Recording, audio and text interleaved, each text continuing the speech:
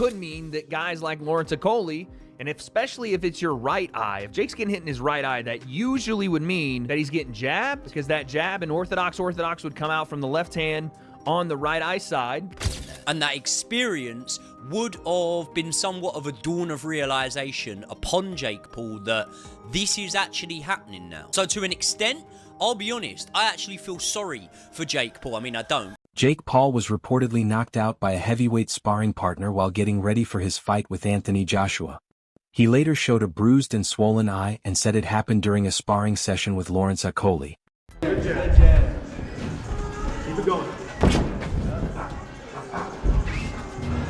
Way too long. There you go. Good round, Jake. Check that.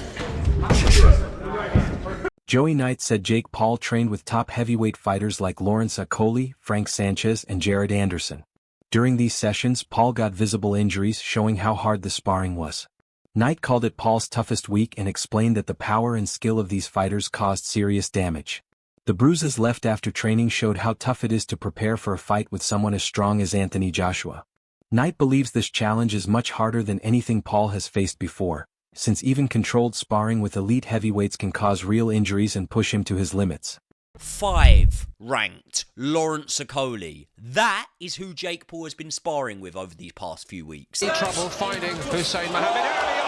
And a lot of you guys will know this because Jake Paul showed the bruises and marks on his face and said that it was Lawrence Okoli that had done that. And faces don't necessarily tell you how a spar went. Some guy can have blood all over him, he can have a busted up nose, but he still won the rounds in sparring. But I can only imagine that this week has been a very, very humbling experience for Jake Paul. In fact, the past few weeks will have been eye-opening for Jake Paul. A past few weeks where he has sparred the likes of Lawrence Okoli, of Jared Anderson, and of Frank Sanchez as well. And being that I have seen Jake Paul go life and death with Tommy Fury, you can guarantee you that Okoli, that Anderson, and that Frank Sanchez have basically manhandled Jake Paul in there. And that experience would have been somewhat of a dawn of realization upon Jake Paul that this is actually happening now. So to an extent, I'll be honest, I actually feel sorry for Jake Paul. I mean, I don't, because then I remember the 70-odd million that he's reported to be earning at the end of this fight. But you can't deny, right, that in a world where these almost fantasy fights and whatnot are making such a shitload of cash, that Jake Paul's probably being paid in line for this fight, actually. And the reason I say he's being paid in line is because I really don't think it takes a genius to work out where I'm going with my prediction for this fight. And that is obviously, no, in fact, drum roll, please.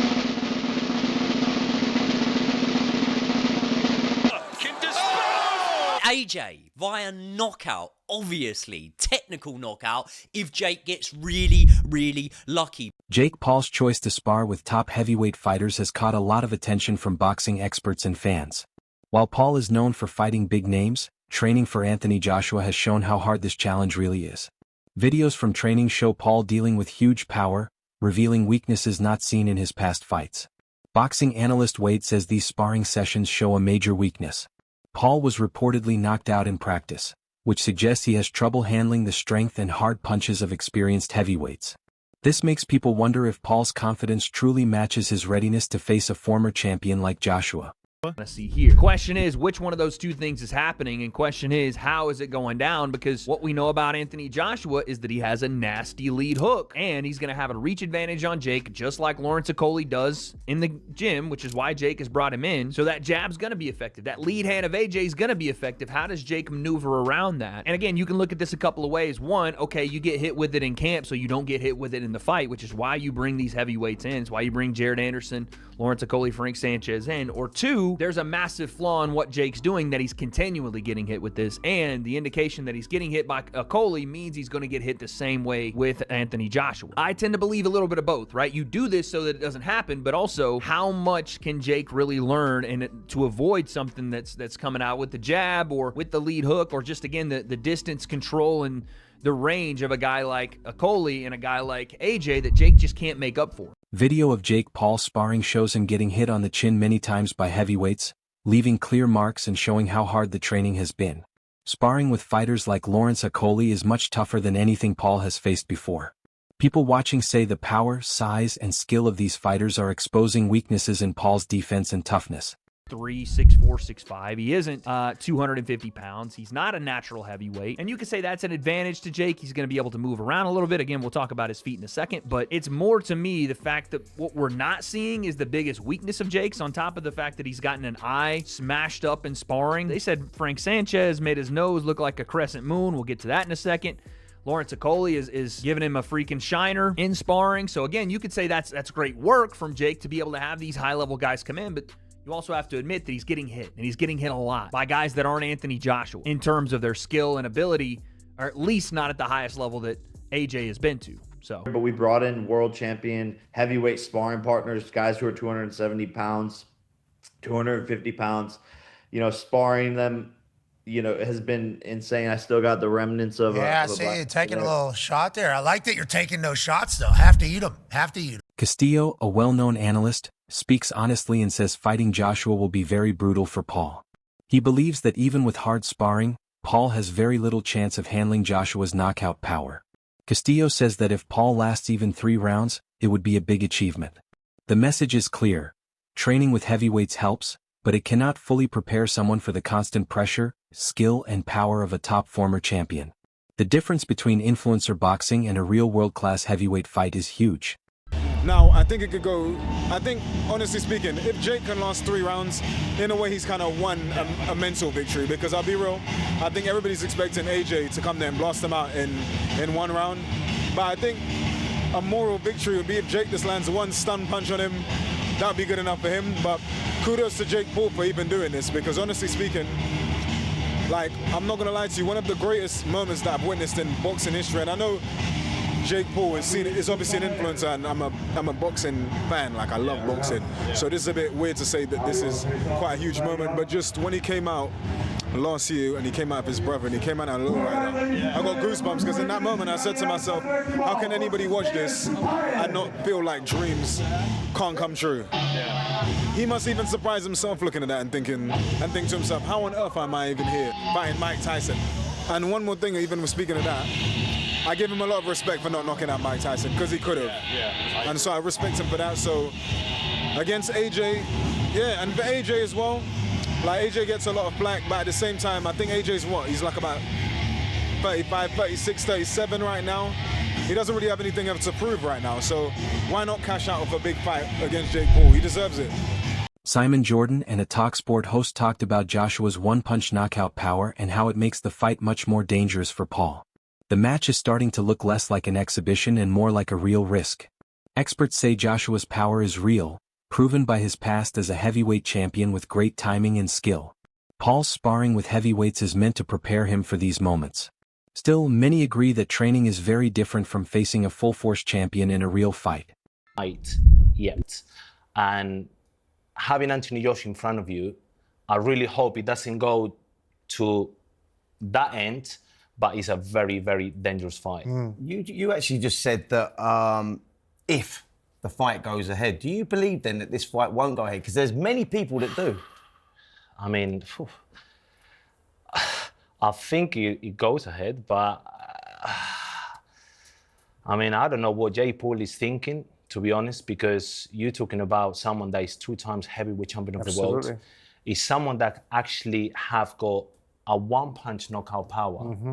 He understands range, he understands positioning, he understands how to set you up.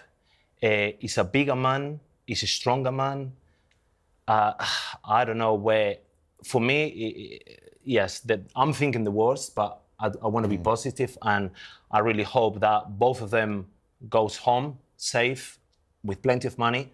But looking statistically and the professionalism of the sport, I don't see the fight going past 2 rounds. Well, interestingly, when we're recording this show, it's been announced, and it'll come after, our show will come out afterwards, that Jake Paul is doing an announcement this afternoon at, I think, something like 2 o'clock our time.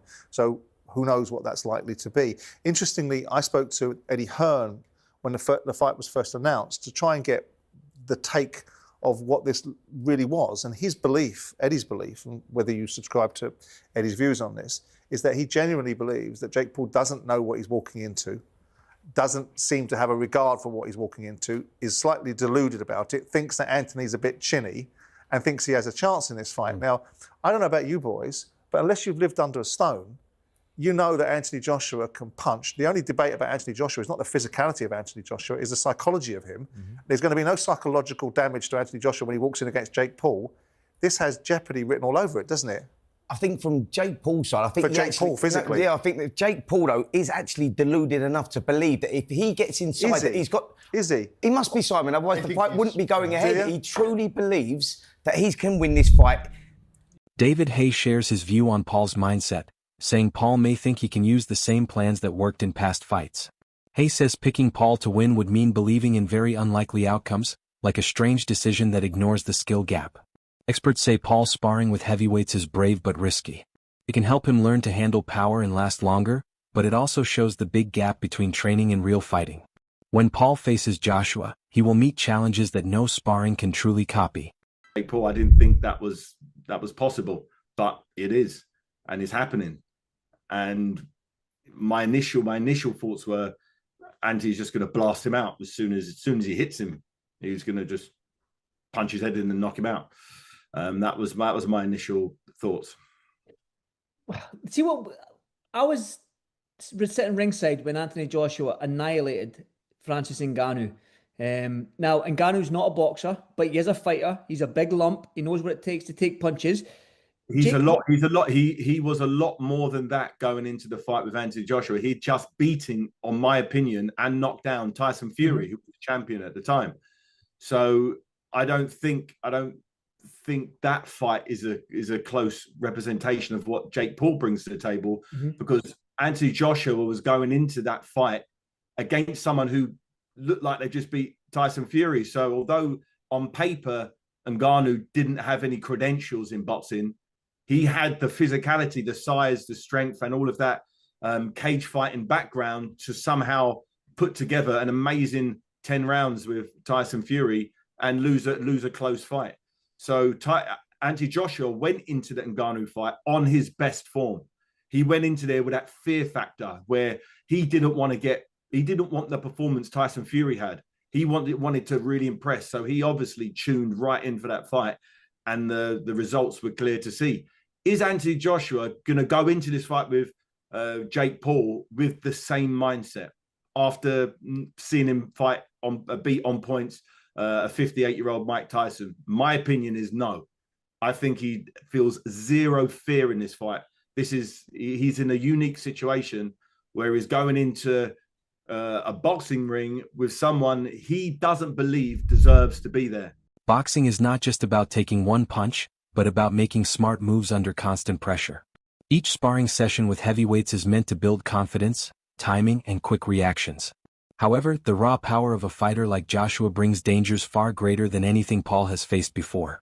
I'm not an idiot. I know they're getting a lot of money to be there, and it's easy work. But what is in that for Lawrence Okoli, Frank Sanchez, and Jared Anderson? Easy money. I don't know how much he'll be paying sparring partners. I assume to get those caliber of sparring partners in, it's got to be big money. Lawrence Okoli's got a fight coming up. If you're Joe Gallagher, are you go spar Jake Paul? Is that going to help you? No, absolutely not. Are you going to get a bit of profile from it, perhaps? People are going to hear your name? Yeah. Does that help? I mean, we're going to spar with Kessler, and I got £500 or euros for the week. It was the hardest money I've ever earned in my life. How much did you learn from? Yeah, me, bundles. Yeah. What's Okoli learn? I don't get it. No. I do get it, the money. But when you got a fight coming up, I'm thinking, really? Are you going to get anything out of that sparring that's going to help you in your fight? Maybe you are. Maybe I'm just completely diminishing Jake Paul's ability, but I'm struggling. I really am. Fair play to Jake Paul. I mean... And you're right, there's a bit of a conflict there because Joshua used to manage him. Yeah, it was through 258, right? Yeah. But surely they're smashing him to pieces. Surely Jake's going, oh, what the fuck? This is fucking horrible. Every single one of those three fighters there could annihilate him in a round. Yeah, so are they not doing that? I've got so many questions. Barry McGuigan stresses how serious this situation is, saying Paul is moving far beyond entertainment or influencer boxing. He explains that confidence alone cannot make up for the big strength and skill gap against Joshua. Joshua's knockout power is real, and underestimating it could lead to quick trouble. Many experienced experts agree with this view. While Paul's rise in celebrity boxing is impressive, facing a true heavyweight champion is a whole different challenge.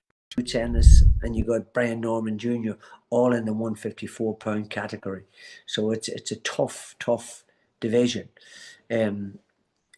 So it wouldn't at all surprise me if he's unable to win a world title because the opposition is good. But maybe if he boiled down to 147 again, he would have a better chance.